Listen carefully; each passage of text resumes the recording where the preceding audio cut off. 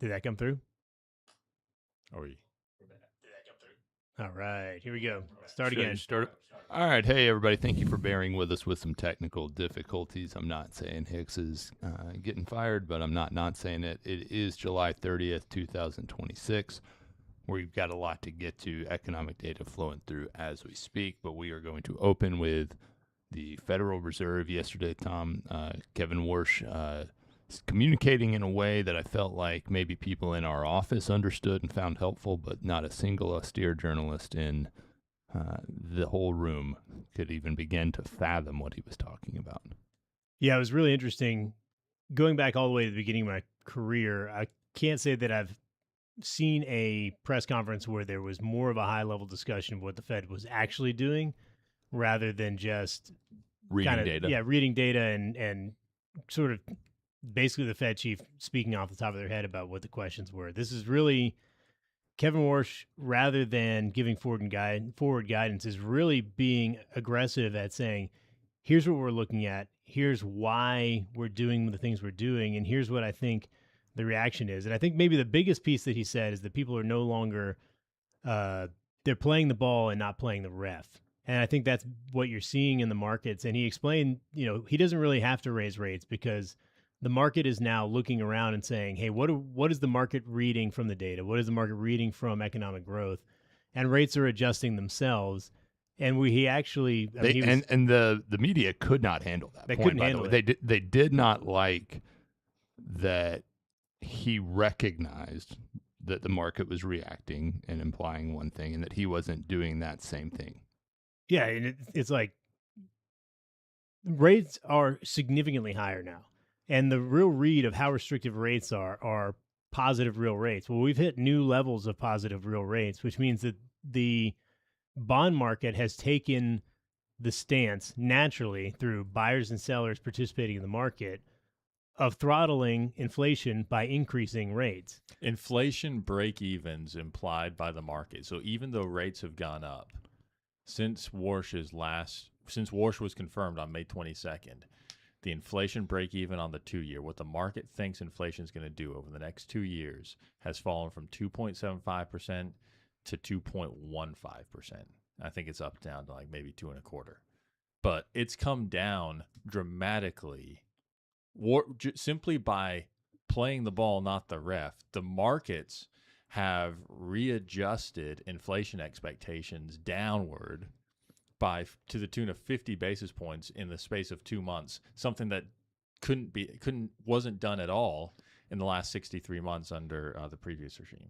And what's interesting too is that there's a lot of hemming and hawing about what the overnight Federal Reserve rate should be, but almost nothing trades on that. Nothing. And so what's changed is the 2-year Treasury has come up a lot. The 10-year Treasury has come up a medium amount, and the 30-year Treasury has come up the least amount of those three. And as a result, where those things are pegged and the borrowing rates that are attached to those have all gone up quite a bit.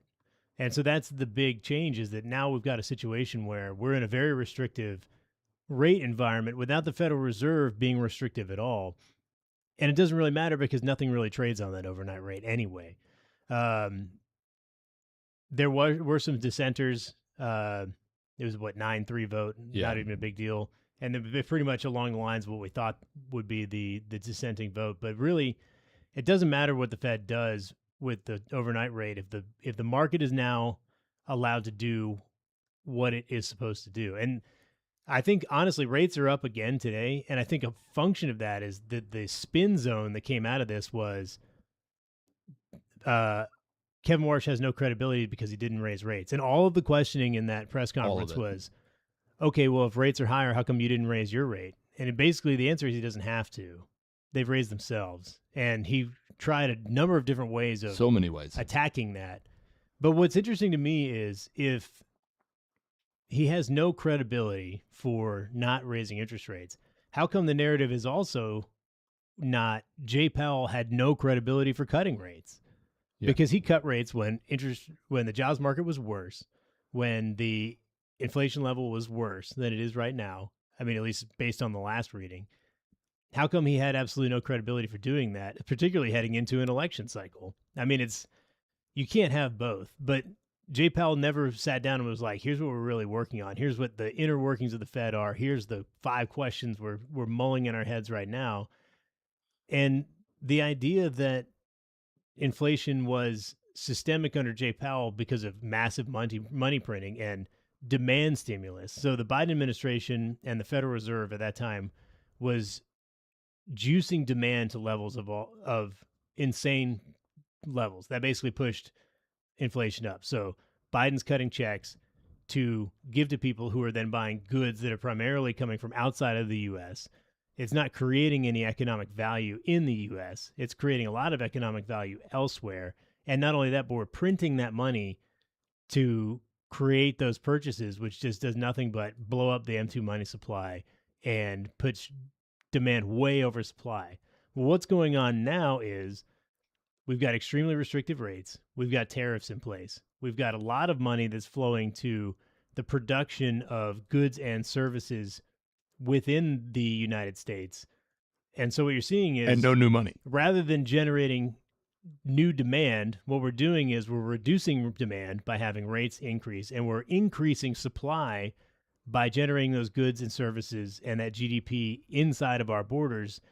And that's, we've talked a lot about the difference between, Keynesian economics and the Mises Austrian School of Economics. This is Austrian all day long, and people are either unfamiliar or uncomfortable with that. But that's not the way the business has been done in the U.S. for the last 50 years.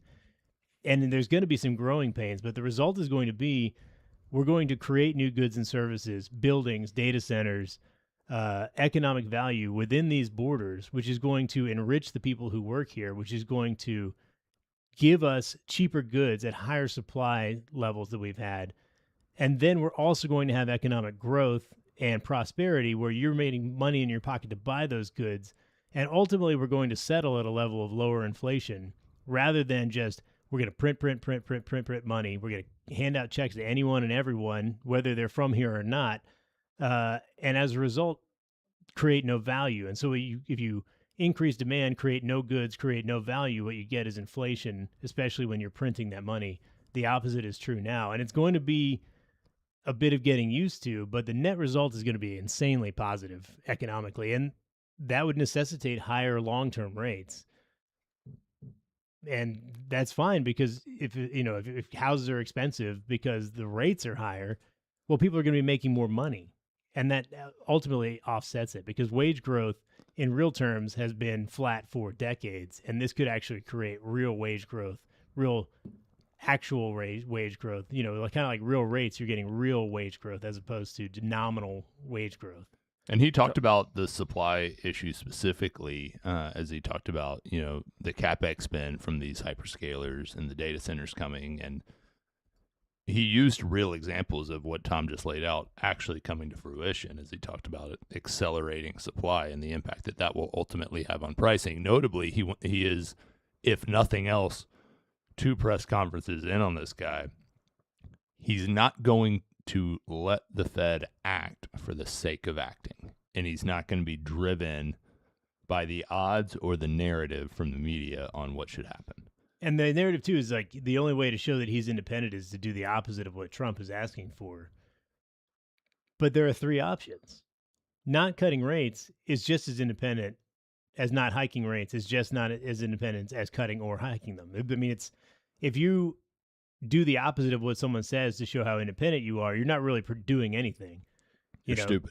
Yeah, if you tell your kid to pick up their toys and they say no, that's not independence. Yeah, you're not like, wow, what a hero. Yeah. That's just contrarianism. Yeah, which is itself dependent. Yeah, I've got to know what you're doing so I can know I do the opposite. Yeah, but it's like I'm going to pick up one toy. It's like, well, you've accomplished what someone is asking to a certain degree, but you've also, not been obstinate for the sake of doing that. And that's really, I don't understand this narrative. I mean, all day long they were just like, man, he just destroyed his credibility. I couldn't tell you a time where I felt more locked in on the Fed in terms of how credible they're being based on the narrative that Kevin Warsh was displaying yesterday. A great one-liner, and then I want to get your thoughts, Ben, but he talked about, somebody asked about the data. He said the problem with data dependency is the data and the dependency, which is thematically a lot of what we have talked about on this call for the last 6 years.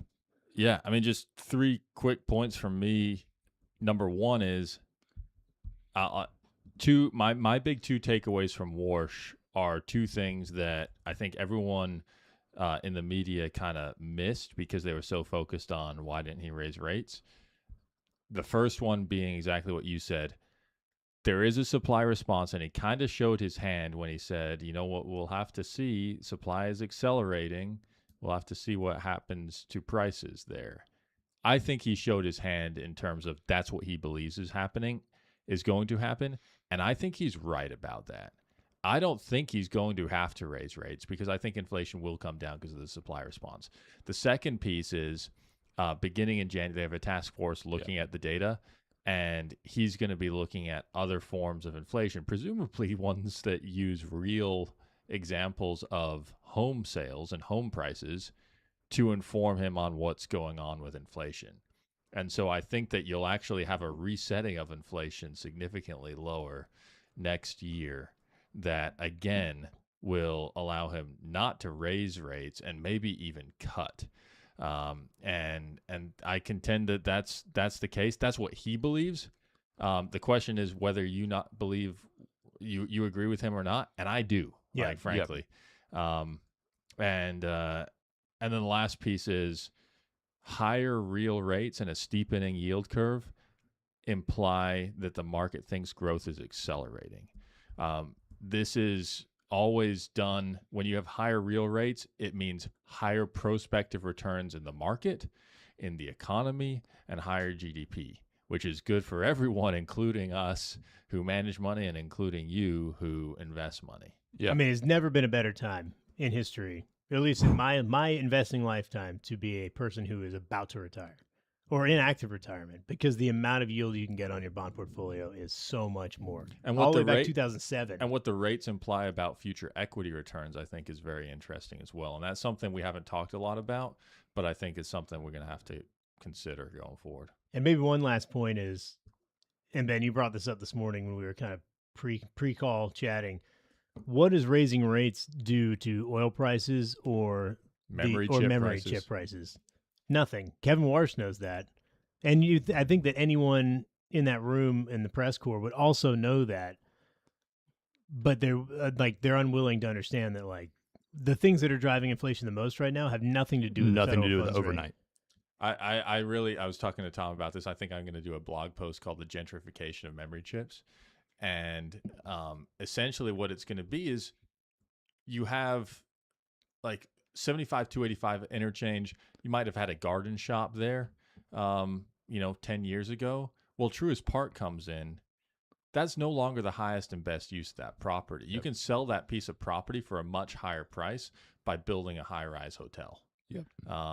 And that's what they did. And the property prices went up, and that wasn't a bad thing. The beautiful thing about memory chips is we can make more. You can't make more land. And so I think that's going to be very interesting to see. PCE came in down 0.1% month over month, in line with expectation. Core up 0.1% month over month. The expectation was 0.2, so getting a core reading at 3.3 over the last year. Bank of England keeping rates locked at 3.75. We got a lot to get to, but we did get a Russian missile landing in Poland, and Trump is heating up the war.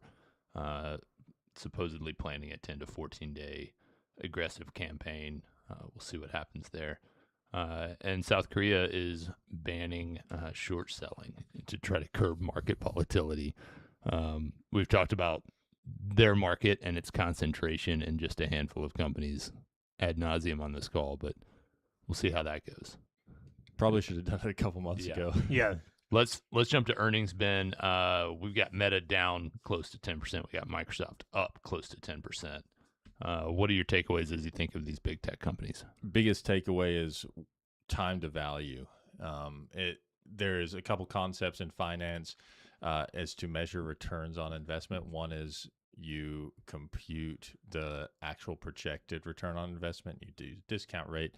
The other one is just use a payback period, which is essentially I make an investment and in 2 years I get my money back. It's the Kevin O'Leary style of investing. And right now that's what the market's doing with a lot of this CapEx.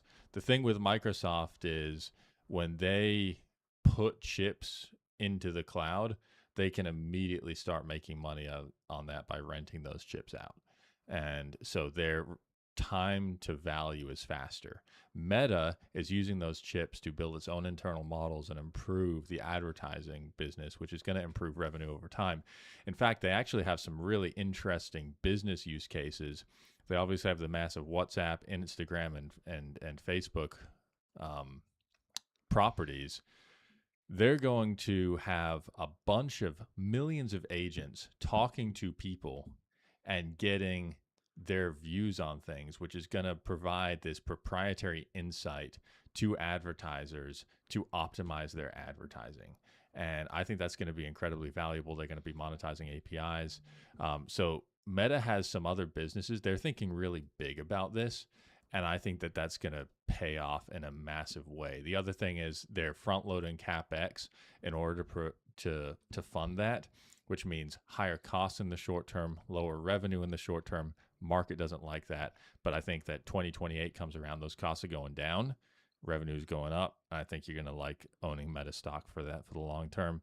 Microsoft, they really did a great job. And this is what we're talking about with creative destruction and you know, it's like the Jurassic Park quote, life finds a way. Business, especially really good businesses, find a way. And Microsoft's finding a way around high memory prices, high chip prices, high GPU prices, and high energy prices. What they're doing is they're optimizing their models so they can now get more output, more tokens per GPU, per CPU, per watt of energy, which is A, increasing revenue, and B, lowering costs. And the market loves that. Stock's up 10%. On the restaurant front, two places I distinctly dislike as a consumer: Starbucks and Chipotle, both up more than 5%. Starbucks really kind of getting its feet under him. Again, I mean, they're growing same-store sales. I mean, for the longest time, they couldn't grow same-store sales at all in North America, and now they're growing by 8%, both in transactions and ticket. But here's the important point. Ticket is being driven by upselling or attaching food to it. It's not being driven by pricing, which is up less than 1%. Opposite for Chipotle. Chipotle had an extremely low bar ever since Brian Niccol jumped ship from Chipotle to Starbucks. Chipotle has been really not in a good spot. They had comps of just 2%, but that was better than expectation of 1%. And pretty much all of that was pricing. So Chipotle not in a great spot, even though they're up pre-market. It'll be interesting to see how these trade once the markets do open. We've got a number of other stocks that reported. Obviously, those take a lot of the oxygen out of the room. But Ben, curious your thoughts as we kind of build our mosaic as clients are looking at portfolios. We've got companies like Qualcomm that are getting beat up a little bit. But other holdings that are up, kind of 1% may not even show up on your holdings list if you're sorting by biggest movers for the day or for the week. Take us on a little tour of how other companies are performing, what they're saying, what you like, what you don't like. Yeah, these are not core names for us. Your portfolio may not have them. It might not fit your exact risk profile, but these are companies that we follow and that are in our universe and that are appropriate for some clients. Qualcomm has these big 2030 goals out there for these new AI chips. They haven't built them yet. So it's very speculative, and the market kind of comes and goes whether or not they believe them. And right now it's going because their Android business is not doing so well on their smartphones. Memory prices are high. People are buying fewer Android phones. Then we've got building materials provider UFPI. They actually perform very well. First time they've got volume growth for years. So good news for them. Construction demand continues to be weak on the residential side. We're seeing the same thing at CRH, which competes with Vulcan. You probably have one of CRH, Vulcan, or Amrise in your portfolio. This is kind of your North America infrastructure play. Q2 was somewhat soft. You had some weather impacts. You had residential construction that was relatively weak. So those stocks may not have done so well for you.